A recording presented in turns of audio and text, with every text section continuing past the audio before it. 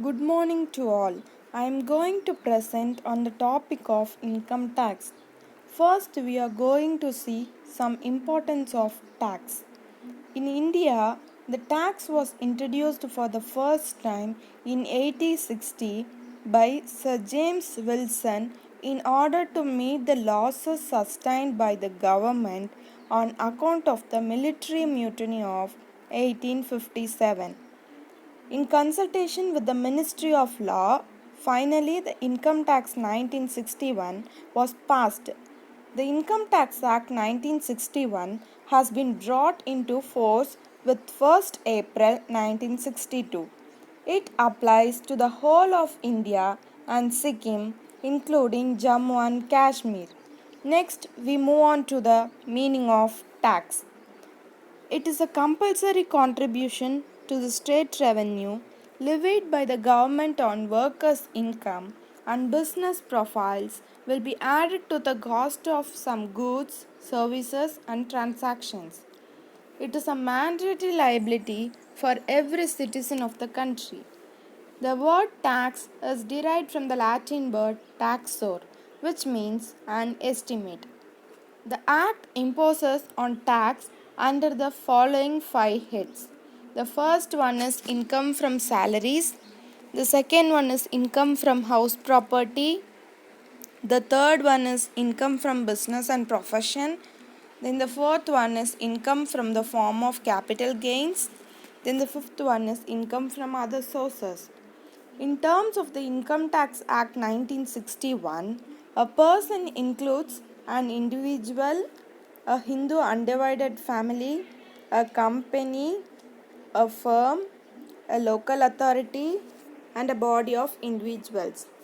Next, we move on to the classifications of tax. There are two types of tax. The first one is direct tax, and the second one is indirect tax. Then we briefly discuss about the direct tax. Direct tax is nothing but a person pays tax from his own pocket to the government. The government levies such taxes directly to an individual or an entity. It cannot be transferred to any other person or entity. There is only one such federation that winks at the direct tax, that is CBDT, which is government by the Department of Revenue. Federation is nothing but the centralized control in India. The CBDT has to assist it with its sense of duties, the backup of several acts that preside over several aspects of the preside direct tax. Next, we can see about the examples of direct tax. The first one is income tax. Income tax is one of the most popular and least implicit tax. It is such a tax which is imposed on your income in a physical year. There are a lot of facts to the income tax, such as tax slabs, tax deducted at source. Tax slabs is nothing but the range of income which we are collecting is known as tax slabs. This tax is pertinent to both the companies and individuals. The Government of India has fixed various tax for seniors and general taxpayers. Next, we move on to the second example, corporate tax. The income tax of a company pays its revenue earned by it is called as corporate tax. The corporate tax also has a slab of its own which decides the amount of tax to be paid. For instance, a domestic firm that earns revenue of not more than rupees 1 crore per annum will not have to pay such tax. These are the examples of direct tax. The first one is income tax and the second one is corporate tax.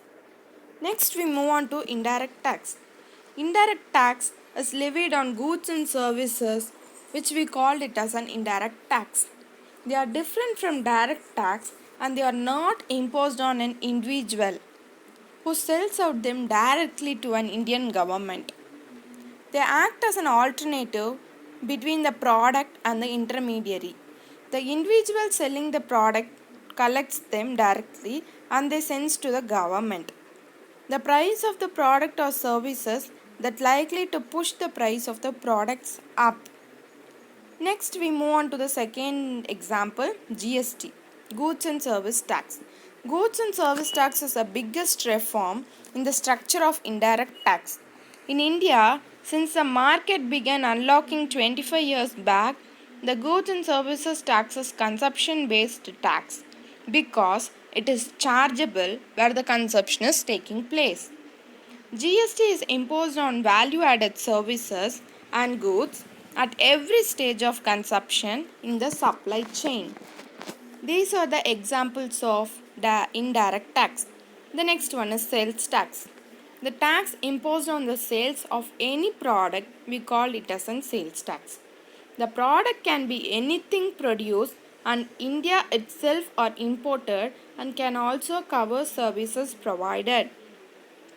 India follows the Individual Sales Tax Act and a percentage native to them is charged compulsorily.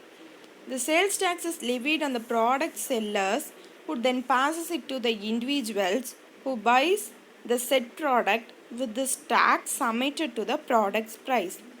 These are the examples of indirect tax. The first one is sales tax, the next one is GST, Goods and Service Tax. Next, we move on to the residential status problem. The first problem is Mr. Gautam, an Indian citizen, leaves India for the first time on 1st November 2019 and comes back to India on 18th March 2020. Calculate his residential status. The condition is we have to give the heading as computation of residential status of Mr. Gautam for the previous year 2019 to 2020. The condition is, as per section 6(1)(a), a person who stayed in India for more than 182 days in current previous year. Current previous year is 1/4/2019 to 31/3/2020. He leaves out India on 1/11/2019 and he returned back to India on 18/3/2020. So we have to calculate for April 30 days plus May 31 days plus June 30 days plus July 31 days plus August 31 days plus September 30 days plus October 31 days plus November 1 day because he left on November 1, so we have to take 1. So November 1 day plus December 0 plus January 0 plus February 0 plus March 14. In date and out date should be calculated. In March there are 31 days. He returns to India on 18th March. So we have to minus 17 from 31 days. So we will get 14 days in March. So total number of days equal to 229 days. 229 days is greater than 182 days. So conclusion is Mr. Gautam has satisfied the condition of section 6(1)(a). Hence he is an ordinary resident of India. Next, we move on to the second sum. Mr. Gautam, an Indian citizen, leaves India for the first time on 27 September 2019 and comes back to India on 2nd March 2020. Calculate his residential status. We have to give the heading as computation of residential status of Mr. Gautam for the previous year 2019 to 2020. The condition is, as per section 6(1)(a), a person who stayed in India for more than 182 days in current previous year. Current previous year is 1/4/2019 to 31/3/2020. He leaves out on 27/9/2019 and he returned back to India on 2/3/2020. So we have to calculate for April 30 days plus May 31 days plus June 30 days plus July 31 days plus August 31 days plus September 27 days because he was left on 27. Then October 0 plus November 0 plus December 0 plus January 0 plus February 0, March equal to 30 days because in March there is 31 days. He left on March 2. So we have to take 31 minus 1. So we will got 30 days. So total number of days equal to 210 days. 210 days is greater than 182 days. So conclusion is Mr. Gautam has satisfied the condition of section 61A.